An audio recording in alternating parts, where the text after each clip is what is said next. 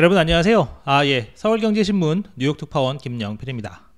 오늘은 증시가 좀 혼조세로 마감을 했습니다. 기본적으로는 수요일에 있을 CPI 좀 상황을 보는 측면이 있고요. 오늘 그 중요한 지표 자료 중에 하나라고 제가 말씀드렸었던 연준의 대출 서베이, 시니어 론 오피서 서베이 자료가 나왔어요. 이 자료를 통해서 확실히 대출이 좀 긴축하고 있다, 대출 기준이 강화하고 있다, 이런 부분이 드러났습니다. 이 부분은 향후 이제 경기 침체 부분, 금리 인상에도 영향을 줄 수 있는 부분이기 때문에 잘 한번 볼 필요가 있거든요. 그래서 그런 내용들 중심으로 오늘 3분 워스트리트 진행을 해보겠습니다. 그래서 제가 오늘 제목은 좀 이렇게 꺼봤습니다. 미국의 신용 압박이 시작이 됐다. 이것은 굴스비 시카고 연방준비은행 총재의 말이기도 한데 전반적으로 오늘 론 오피서 서베이 보면 그런 측면이 확연히 드러납니다.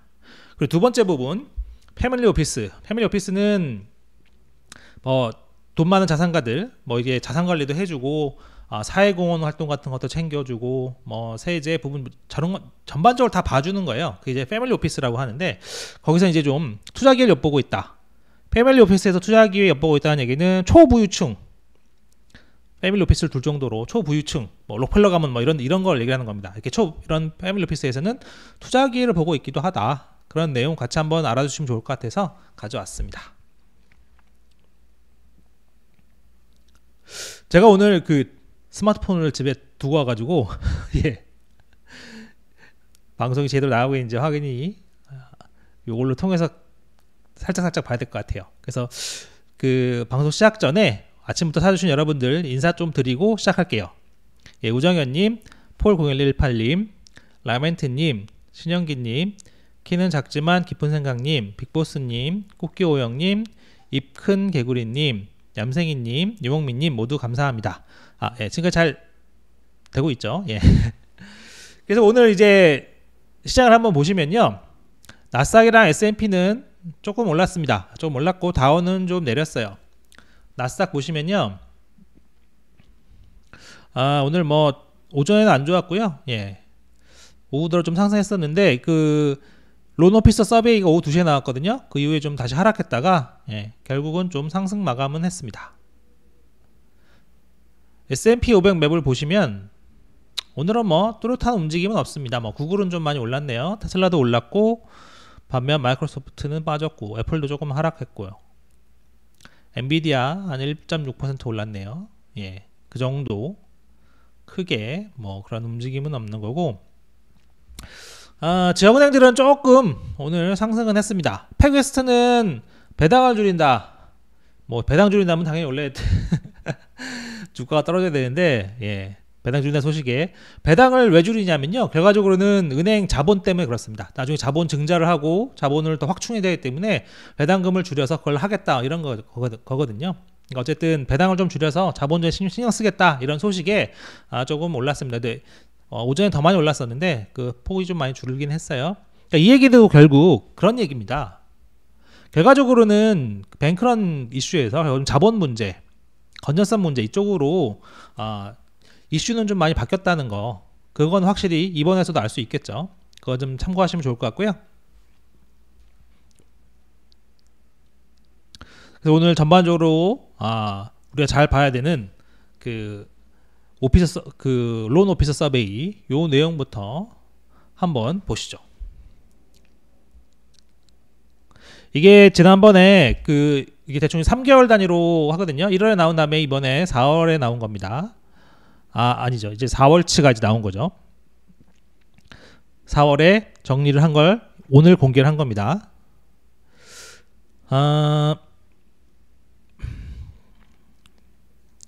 보시면요, 요 부분이 핵심입니다. 기업 대출과 관련해서 더 대출 기준이 강화되고 있다. 그리고 수요는 줄어들고 있다. 요 부분. 그리고 상업용 대출 부분, CR이라고 줄여서 표현하는데, 대출 기준을 강화했다. 근데 이게 어떤 상업용 대출이냐면 모든 상업용 대출, 상업용 부동산 대출, 모든, all이라고 써있죠? 꼭 오피스 빌딩 말고도 모든 상업용 부동산 대출에 대해서 대출 기준을 강화했다. 요 문장이 결국 오늘은 핵심일 것 같습니다. 그러니까 기업 대출 같은 경우에는 대출 기준을 강화를 했고 대출 수요도 줄어들고 있다.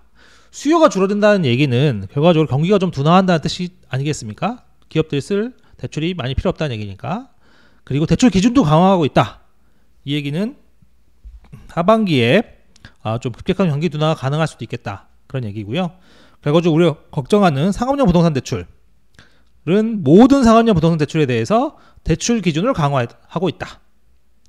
그러니까 여러분들 아시겠지만 대출 기준을 강화하면 지금 바로 잔액이 줄어들까요? 그렇지 않죠. 시간을 두고 몇 개월 이후에 대출 잔액이 점점 처음엔 증가폭이 좀 줄어들다가 나중에는 대출 잔액이 줄어들 수도 있는 겁니다. 그러니까 요 문단이 이번 거의 핵심이라고 하는 것은 연준이 걱정했던, 그리고 시장에서도 걱정했던 대출 기준 강화가 실제로 일어나고 있다. 그리고 이거는 당장은 아니지만 시간차를 두고 하반기에 특히 많이 좀 드러날 텐데 대출이 줄어들 수 있다. 그 얘기는 경기가 빠르게 둔화한다. 그런 얘기라는 점. 그리고 상업용 부동산 대출이 줄어들기 시작하면 상승률이 증가세와 주거로도 마찬가지입니다. 상업용 부동산 대출이 좀 강화하고 그 대출 돈 빌리기가 어려워지면 상태가 안 좋았던 상업용 부동산은 디폴트, 부도를 낼 수 있겠죠. 부도를 내면 지역은행들은 또 손실을 보겠죠. 그런 부분들이 있다는 점. 물론 이거는 요것만 가지고는 그래서 하반기에 대출 얼마나 줄 거냐 이거를 파악할 수는 없습니다. 그렇잖아요? 그거를 뭐 여기다 적어내는 건 아니니까. 그건 사실 영업기밀이거든요. 대출 기준을 강화했다 뭐 그런 건 당연히 연준에 보고가 쓰고 외부에 공표할 수 있지만 우리 은행이 하반기에 대출을 뭐 얼마나 줄이겠다. 구체적으로 뭐 100억 달러 줄이겠다. 뭐 1000억 달러 줄이겠다. 이런 거는 영업비밀이니까 얘기할 수는 없는 거죠. 그러니까 정확한 숫자, 감소 규모는 알 수 없지만 이제 그런 흐름을 정확하게 파악할 수 있게 됐다는 겁니다. 그래서 이게 여기 자료가 굉장히 많아요. 79장 이렇게 되는데 세부적으로도 막 나와 있으니까 관심 있으신 분들은 연준 홈페이지 가시면 다운받으실 수 있습니다. 그래서 보시면 좀 좋을 것 같아요. 보면 이제 요거는 이제 대기업이죠. 대기업이라 뭐 중소기업 정도 매출 뭐 이제 5천만 달러 이상. 그래서 이제 전반적으로 대출 기준을 상당히 강화했다는 뭐 3.2%, 뭐 어느 정도 강화했다 42.9%, 뭐 이렇게 나와요. 요게 약간 좀 보기는 좀 어려운 게 요건 이제 이번 분기 것만 나오거든요. 그래서 지난 분기 거를 같이 다운받아서 비교해서 봐야 됩니다. 그래서 조금 이제 보기가 좀 복잡하고 어렵긴 한데 제가 좀 그래서 오늘 좀 시간이 좀 걸렸는데 정리를 하긴 했습니다. 그래서 보면 1분기에 대출 기준 강화했다는 응답이 한 46.1%, 지난번 수치는 44.8%였거든요.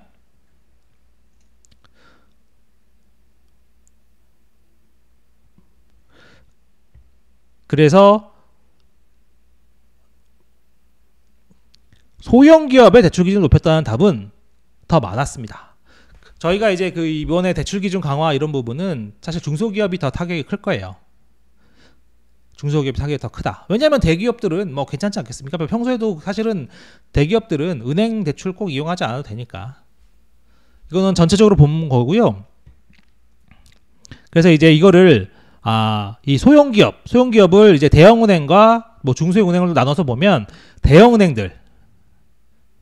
대형은행들이 이 중소기업에 대한 대출 기준을 상당히 강화했습니다. 37.5%에서 53.3%. 그러니까 다시 설명을 드리면 소형기업의 대출 기준을 높였다는 거를 은행 전체로 보면 43.7%에서 48.3% 높아졌어요. 근데 그걸 이제 대형은행으로 별도로 구분해서 보니까 대형은행들은 대출 기준을 강화했다는 응답이 중소기업에 대해서요 37.5%에서 53.3%까지 올라갔다. 그러니까 이제 중소기업들을 이런 대형은행들이 중소기업들을 많이 이제 떨궈내겠다 이런 뜻이잖아요. 그러면 대형은행 대출을 못 받게 되면 그 중소기업들은 어디로 가야 되겠습니까? 작은 은행으로 가야 되겠죠. 근데 여러분들 아시겠지만 작은 은행으로 가서 대출을 받을 수 있으면 뭐 나쁘지 않습니다. 근데 작은 은행으로 가면 무슨 일이 생기는지 아세요? 작은 은행으로 가면 대출 금리가 올라갑니다. 그리고 한도도 줄어들 수밖에 없어요. 쉽게 생각하시면 됩니다. 예를 들면 국민은행을 거래하던 기업이 뭐 저축은행으로 작은 은행이니까 저축은행으로 갈아타야 된다. 아니면 지방은행 저희들 뭐 작은 것들 있잖아요. 전북은행, 뭐 제주은행 이런 데로 갈아타야 된다. 그렇게 되면 작은 은행들은 그 신뢰도가 좀 낮고 그렇기 때문에 조달금리, 즉 예금금리가 높습니다. 그래서 대출금리 높을 수밖에 없어요. 이거는 뭐 공시 같은 데 가보시면 다 나오는 거니까 이거는 기본 흐름이기도 하고요. 작은 은행으로 가게 되면 대출을 받게 되더라도 대출금리가 올라갈 수밖에 없습니다. 그리고 한도도 많이 줄어들 수밖에 없어요. 한도는 왜 줄어드느냐? 국민은행은 자본이 크잖아요. 그러니까 대출할 수 있는 금액 자체가 큽니다. 상대적으로. 근데 이제 작은 은행들로 가면 자본금이 작기 때문에 대출도 기본적으로 맞춰서 줄어들 수밖에 없어요. 저는 이제 기본적인 평균적인 흐름을 말씀드리는 겁니다. 물론 안 그런 경우도 당연히 있죠.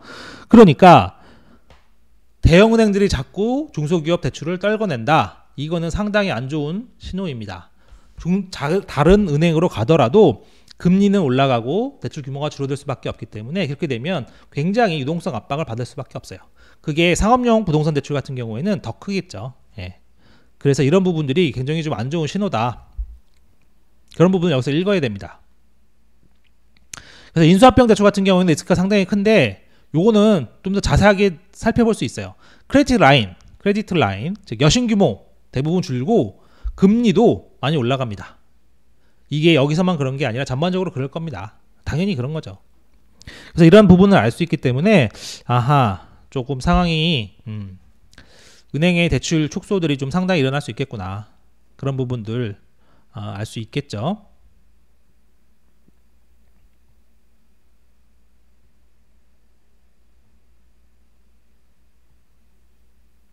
그리고 중요한 건데 요게 더 중요합니다. 올해 남은 기간 동안 지금까지는 뭐 올해 1분기까지를 주로 본 거였죠. 근데 남은 기간 그러니까 2, 3, 4분기 그러니까 4월부터 시작하는 2분기부터 12월까지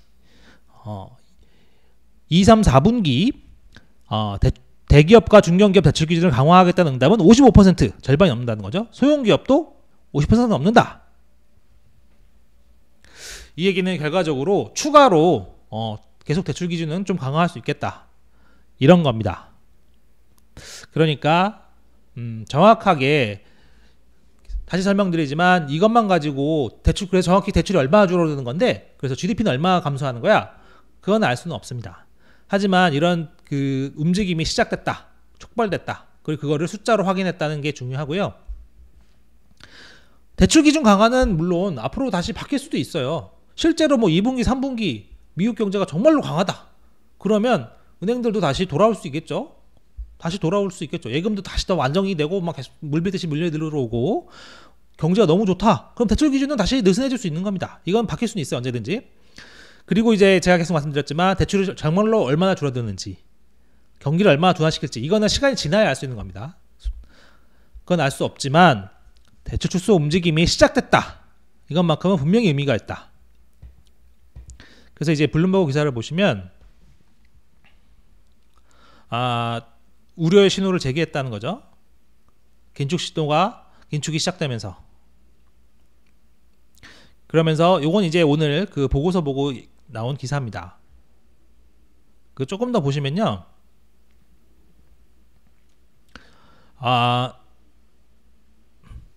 연준이 경고를 했다는 거죠. 은행들의 저성장 아니죠. 그러니까 이제 보면 연준은 경고했다.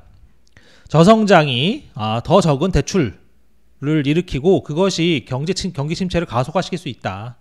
그런 우려에 대해서 경고를 했다. 그런 내용이죠. 그리고 이제 상업용 부동산 대출 이거를 좀 이제 강조했다. 그 위험성을 좀 강조했다. 이런 뜻입니다. 그러니까 확실히 오늘 보고서는 조금 의미 있게 볼 필요가 있습니다. 물론 오늘 보고서가 다는 아니지만 분명히 의미 있게 볼 필요가 있어요. 그래서 하나 더 볼 거는 이런 대출 축소는 처음에는 미미해도 갈수록 규모가 커진다는 특징이 있습니다. 이게 또 왜 그러냐면요. 이게 경쟁 효과라고 해야 될까요? 그 눈치 보는 게 좀 있습니다. 예를 들면 대출 같은 경우에 기업들이 보통은 몇 군데에서 대출을 많이 쓰는 경우가 대부분입니다. 예를 들면 뭐 A 중소기업이다. A 중소기업 같은 경우에는 한 은행만 거래하지 않고 뭐 두세 개의 은행을 같이 거래해요. 물론 이제 주 대출은 A 뭐 국민은행에 있다. 그렇게 하면 뭐 작은 뭐 운영자금 대출은 신한은행에서도 쓰고 뭐 일부의 뭐 설비 대출은 뭐 하나은행에서 쓰고 막 이렇게 뭐 엮여져 있는 겁니다.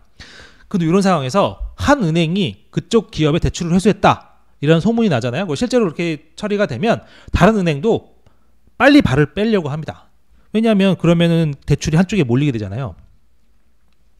그래서 이 대출 축소 같은 경우는 처음에는 작게 시작하는 경우가 많습니다. 근데 이게 시간이 지나면 굉장히 갑자기 막 이렇게 엄청나게 늘어나요.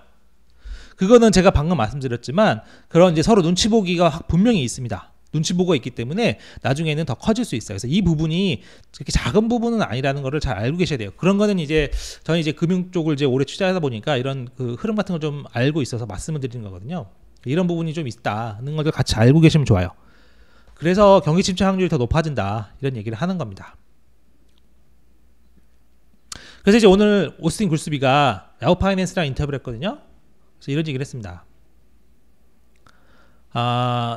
크레딧 스퀴즈 쥐어짜기죠. 신용 압박이 시작이 됐다. 최소한 신용 압박은 시작됐다. 이런 얘기를 한 겁니다. 그래서 이제 굴스비가 걱정을 좀 많이 하죠. 굴스비는 좀 사실 비둘기파입니다. 굴스비를 보면 이런 신용 압박이 시작이 됐고 그래서 경기 침체가 올 수 있다고 얘기를 해요. 그래서 연준 내에서는 이렇게 확실히 갈리는 겁니다. 이건 좀 확실히 구분해서 알고 계시면 좋아요. 신용 압박을 크게 보는 사람들은 경기 침체 가능성이 높다고 보고 그래서 추가 금리 인상이나 긴축에 대해서 좀 우려합니다. 하지만 제임스 블러드처럼 신용 압박을 별게 아니라고 생각하는 사람들은 경제가 강하다고 생각하기 때문에 금리는 더 올려야 된다. 그리고 침체 가능성은 낮다. 이렇게 생각을 하는 거예요. 이게 다 연결이 되기 때문에 그 둘을 나눠서 봐야 됩니다. 근데 지금 시장에서는 그 둘 중에서 좋은 것만 조합을 해서 증시가 자기에게 유리하게만 해석하는 사람도 있긴 한데 어쨌든 기본적으로는 이렇게 나눠서 보는 게 맞다는 거예요. 경기 침체를 금리 인하를 생각하려면 최소한 경기 침체 가능성이 크다고 생각은 해야겠죠. 금리 인하도 기대하면서 침체는 안 올 거라고 얘기하면 그건 좀 앞뒤가 안 맞는 거다. 그런 얘기를 제가 드리고 싶은 거예요. 근데 이제 요거 관련해서 하나만 더 말씀드리면 제가 이제 이 대출 기준 전망 조사 이게 바뀔 수 있다고 말씀드렸잖아요. 기준도 언제든 바꿀 수 있다. 요거는 그 팩터를 하나 같이 더 보시면 더 크게 그림을 잘 이해할 수 있는 부분이 있습니다. 뭐냐? 오늘 이제 자료가 이렇게 나왔잖아요. 그리고 실제로 나중에 돼서 대출이 막 줄어들기 시작한단 말이에요. 그러면 이제 정부 관계자들, 감독 당국은 어떻게 할까요? 그래. 지난번에 론 서베이 받고 이번에 대출 뭐 개수 봤더니 줄어드는구나. 그래. 어쩔 수 없네. 그냥 뭐 어떡하냐. 그냥 가만히 있어야지. 이렇게 하겠습니까? 아니면 뭐라도 할까요? 예, 뭐라도 할 겁니다. 뭐라도 하는 게 어떤 거냐면요. 은행에 압박을 하는 거예요. 대형은행에 전화해서 야, 니네 대출 줄이지 마. 최소한 유지해. 야, 무조건 유지해. 이런 감독 행동을 한다는 겁니다. 그래서 이 부분이 또 의미가 좀 있어요. 저희도 여러분들 보시면 알겠지만 금융위기나 경기 침체가 이렇게 오면 금감원이나 금융위원회에서 다 그런 조치를 하죠. 비 올 때 뭐 우산 뺏지 마라 이런 식으로 얘기를 하면서 대출 유지해라 이런 식으로 얘기를 한단 말이죠. 그래서 기본적으로는 오늘 론 서베이를 보면서 대출 기준이 강화하고 대출이 축소될 수 움직임이 있다는 게 분명하죠. 그리고 실제로 그렇게 될 가능성이 높은데 그거를 조금 정부 입장에서 나서서 좀 조율할 수는 있다. 요거까지 같이 보시면 모든 그런 경우의 수 그리고 확률을 다 같이 보실 수 있을 것 같습니다. 연준이나 미국 감독당국, 재무부가 가만히 앉아서 노는 건 아니에요. 그러니까 분명히 이렇게 있지만 요걸 그 다음에 작용이 있으니까 반작용이 또 있겠죠. 이런 정부 당국에서 움직일 수 있다. 이것까지 아시면 전체적인 흐름을 잘 이해하실 수 있을 것 같습니다. 당연히 미국도 마찬가지예요. 미국이요? JP모건 체이스 계속 압박해가지고 결과적으로는 300억 달러 공동예금한 다음에 JP모건 체이스한테 퍼스트 리퍼블릭 인수하라고 했잖아요. 이게 모든 나라가 다 똑같습니다. 금융당국의 힘이 엄청나게 강해요. 이거는 뭐 미국이나 한국이나 모든 나라가 다 마찬가지라고 보시면 됩니다. 한국이라고 딱히 뭐 더 관치하고 그런 건 아니에요. 물론 한국은 좀 더 이렇게 좀 거칠다고 해야 되나요? 좀 세련되지 못했죠. 세련되지 못하고 너무나 대놓고 하는 경우가 많은데 미국은 그렇게까지는 않죠. 좀 뒤로 좀 하는 경우가 많고 평소에 내버려두는 경향이 강한데 위기 때는 뭐 얄짤없습니다. 얄짤없어요. 그러니까 이제 이런 부분들 같이 보시면 전체적인 큰 그림을 이해하시는데 도움이 될 것 같습니다. 참고로 오늘 또 이제 뉴욕 연방준비은행에서 이제 소비자 지출 전망 4월께 나왔어요. 이게 조금 안 떨어졌다. 요거는 사실 뭐 소비자 지출 전망도 하고 인플레 기대 같은 것도 나와요. 근데 최근에는 이제 인플레 기대보다는 이 지출 같은 경우에는 이제 경기 침체 연결되어 있으니까 지출에 좀 더 관심을 갖는 모습도 보였더라. 그런 내용 보시면 좋겠습니다. 어쨌든 지출 전망이 떨어진다는 거는 침체 가능성이 좀 있다. 그런 생각을 보시면 되겠죠. 그래서 기본적으로는 이 은행의 대출 기준 강화 그리고 소비 감소 우려 이런 것들은 금리 동결론에 힘을 좀 실어주는 측면이 있다. 그렇겠죠. 대출 기준이 강화해서 대출이 줄어들면 그게 이제 연준의 기준금리 인상 효과가 있다고 분명 말씀드렸잖아요. 근데 그게 얼마인지 잘 정확히 몰라서 그런 부분이 있겠지만 어쨌든 인상 효과가 있기 때문에 동결론에 조금 더 힘을 실어준다. 그래서 오늘 동결론을 얘기하는 사람들이 많이 있었습니다. 골드만삭스는 금리 인하는 없다. 동결한 다음에 유지할 거다. 이런 얘기를 했고요. 스탠더드 차터드 SC죠. SC도 연준이 확실히 여기서 멈출 거라고 생각하지만 연준은 확실히 인플레가 내려오는지 확인하려고 할 거다. 그런 얘기. 오는 제가 이제 블룸버그 통신 단말기에서 오늘 확인한 건데 큰 틀에선 변화는 없습니다. 제가 지난 주말에 전해드린 내용과 크게 변화는 없어요. 전월 대비 0.4%, 전년 대비 5.0%, 근원도 0.3, 5.5 흐름이라는 거. 근원이 여전히 뭐 높죠. 0.3%와 마찬가지고.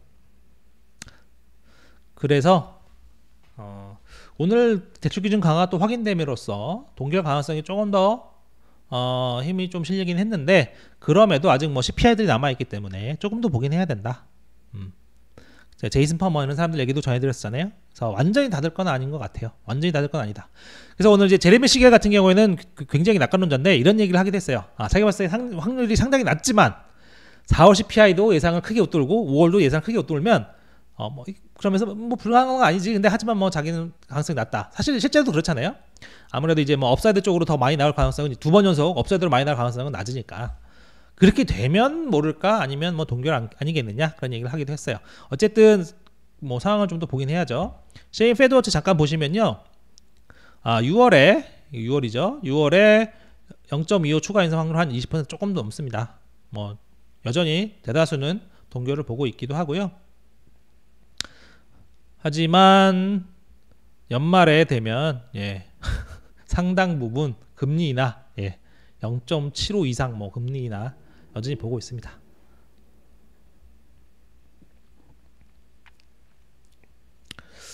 그런 얘기고요.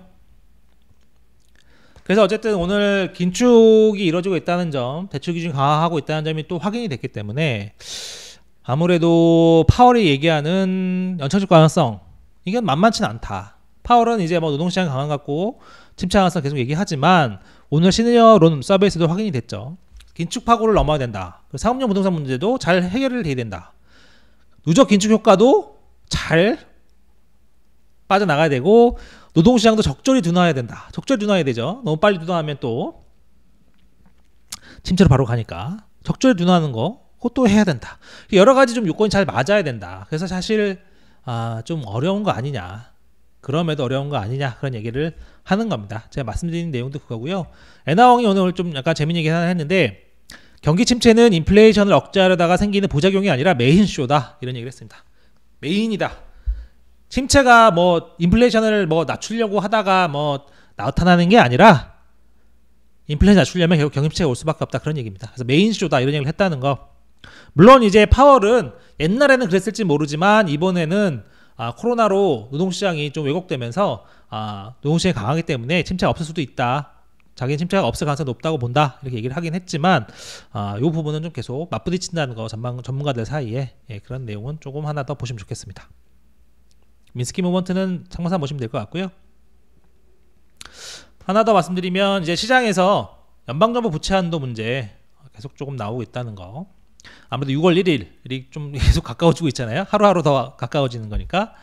내일이 또 이제 바이든이랑 이제 공화당 뭐 선수 민주당 선수들 만나기니까 오늘 조금 더 얘기가 나왔습니다. 그래서 이제 보면 블룸버그는 내일 만남에 대해서 위기의 돌파구라기보다는 교착 상태가 더 이어질 거다. 근데 여러분 그런 부분 생각해 보실 필요는 있어요. 아직 6월 1일까지 시간이 남았죠. 그 정치, 이거는 사실 정치 게임입니다. 정치 게임인데 한 번 만나고 됐어, 타결이야, 이런 경우 보셨나요? 그렇지는 않습니다. 제가 자꾸 말씀드리는 거는 리스크가 전혀 없다는 건 아닌데, 기본적으로 이제 정치의 영역이라고 생각을 한다면 큰 틀에서는 타결 가능성이 높다고 봐야 하고, 그 직전까지는 다시 당연히 벼랑 끝 게임이 이루어지긴 할 거다. 그래서 그 직전까지는 계속 업앤다운이 많겠으나 큰 틀에서는 조금 타결될 거라고 보는 게 맞지 않겠느냐, 그런 취지에서 제가 계속 말씀을 드리는 겁니다. 오늘 보면 이제 존 케네디 의원이 이런 얘기를 하기도 했어요. 옐런이 6월 1일 되면 뭐 한도에 도달한다고 했었는데 자기는 그게 아니라고 생각한다. 이렇게 얘기하는 건 사실 조금 좀 리스크한 코멘트이긴 하죠. 왜냐하면 부채 한도에 대한 기본 그런 최소한의 서로 그 공감대가 있어야 되거든요. 언제가 데드라인인지. 그렇잖아요. 근데 기본 팩트에 대한 시각이 다르다면 이거는 상당한 좀 리스크 요인이긴 합니다. 이런 얘기 자체가 나오는 것 자체가. 그리고 이제 미치 맥코널도 오늘 이런 얘기를 했죠. 나 다른 계획 없는데? 나 그냥 모르겠어. 아니면 아닌 거지. 약간 이런 식으로 얘기한 거죠. 시크릿 플랜이 없다. 사람들은 그렇게 생각하잖아요. 다들 정치 게임이고 하니까 겉으로만 이렇게 하지 뒤로 뭐가 있겠지. 지들도 뭐 예를 들면 마지노선 정해놓고 뭐 한두 개는 양보할 수 있고 뭐 이렇게 해놨겠지. 근데 맥커널이 스크립 플랜이 없다 이렇게 얘기했다는 거는 조금 더 리스크 요인을 키우는 요인이긴 분명합니다. 이 얘기는 자기네 안 들어주면 배 쨘다 이런 식이니까 좀 그런 부분이 있긴 하죠. 하지만 어쨌든 그런 기본적으로는 정치 사안이기 때문에 큰 틀에서는 해결되는 쪽으로 보는 게 맞지 않겠나. 웰스파거는 세 가지 시나리오를 제시했어요. 양당 간 결국 합의는 하겠으나 첫 번째는 6월 1일 전에 이룰지는 약간 회의적인 케이스, 이게 하나고, 두 번째는 단기 인상, 부채 한도 단기 인상. 요거는 제가 이제 지난번에 그 밀켄 컨퍼런스에서도 단기 인상 가능성에 대한 사람들의 전망들이 좀 많긴 하더라고요. 일단 단기 인상하고 뭐 짧게는 10월 1일 아니면 뭐 내년 초까지 일단 단기 인상 해놓고 그 다음에 다시 또 한번 해보자 뭐 이런 건데, 내년 되면 또 이제 그 선거의 시기로 들어가서 좀 힘들어지는 측면이 있기도 한데, 복잡해지는 거죠. 선거로 들어가면 또 선거 이슈도 되고 막 그럴 테니까. 어쨌든 단기 인상 가능성 여기 있고, 세 번째는 완전히 그냥 쫑 나고 뭐 파국으로 가는 거, 이게 세 번째인데, 결과적으로 웰스파고도 단기 인상 가능성을 좀 높게 보더라. 일단 제가 다시 말씀드리지만 그런 밀켄 컨퍼런스에서도 단기 인상 얘기는 조금 많이 나왔었다. 그런 부분. 어쨌든 궁극적으로는 타결 시기가 문제이지 타결은 될 거다. 빌 그로스도 부채 한도는 결국 해결될 것이다. 뭐 단기 국채를 사라 이런 얘기 했다는 거, 그런 내용도 있고요. 마르코 콜라노비치는 좀 최악을 지나갔을 수 있다고 보는 건 좀 약간 리스크가 있다. 그리고 금리 인하가 이루어진다면 그것은 상당한 경기 침체나 아니면 심각한 금융위기 시작이기 때문에 그게 증시에 좋은 거 아니다. 이런 얘기 다시 한번 했죠. 근데 제가 제목에도 말씀드렸지만 그 패밀리 오피스 초고 부유층이죠. 초부유층. 뭐 초부유층 이런 선수들은 절반에 가까운 곳들이 향후 투자 비중을 늘리겠다. 그래서 이 설문을 한 골드만삭스는 향후 12개월 동안 리스크 온 모드다. 이거는 뭐 위험을 감수하겠다 이런 뜻이잖아요. 이들은 다른 사람들이 고통스러워할 때 주식을 살 것이다. 그래서 이런 부분은 제가 좀 항상 같이 보는 부분입니다. 왜냐하면 제가 이제 패밀리 오피스만큼 돈을 많이 갖고 있지 않으니까 이 사람들이 보는 또 이제 증시를 보고 시장을 보는 시각이 다를 수 있고, 그게 더 감각적으로 더 맞을 수 있는 부분이 있잖아요. 그래서 제가 이런 부분들을 꼭 소개시켜 드리려고 합니다. 그래야 이제 좀 중점적으로 리스크 밸런스를 맞춰서 보실 수 있을 것 같아서 그런 부분이 있고요. 스티펠은 S&P 전망 높여 잡았다는 거 4,400까지. 윌슨 얘기야 뭐 항상 같은 얘기니까 보시면 될 것 같고요. 월스트저널이 비슷한 얘기 했습니다. 침체가 없더라도, 침체가 없으면 연준이 금리 안 내릴 거 아니겠니.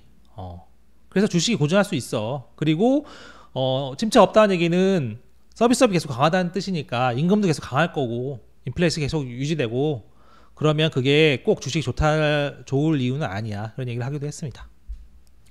그리고 은행주 오늘 좀 오르고 이런 거는 베어마켓 열릴 수 있다. 그런 얘기들. 그래서 어쨌든 마이클 페롤리 이분은 좀 시장에서 유명한 분인데 큰 그림에서 보면 오늘 론서베이가 좀 우울한 전망을 보여준 거다. 그런 얘기를 하긴 했습니다.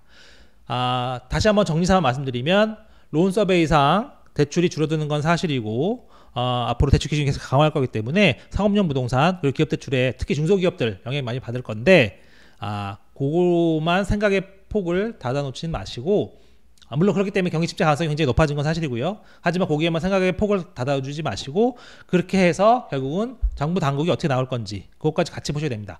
물론 정부 당국이 다 움직일 수는 없어요. 경기 전체의 방향이 침체로 가고 있고 위기로 가고 있는데 정부가 그 큰 흐름을 바꿀 수는 없습니다. 하지만 속도를 놓치거나 방향의 물살의 흐름은 좀 바꿀 수 있다는 거 그것도 같이 보시면 좋겠습니다. 그래서 오늘 준비한 내용은 일단 여기까지고요. 지금부터는 혹시 질문사항 있으시면 제가 답변 드릴 수 있도록 하겠습니다.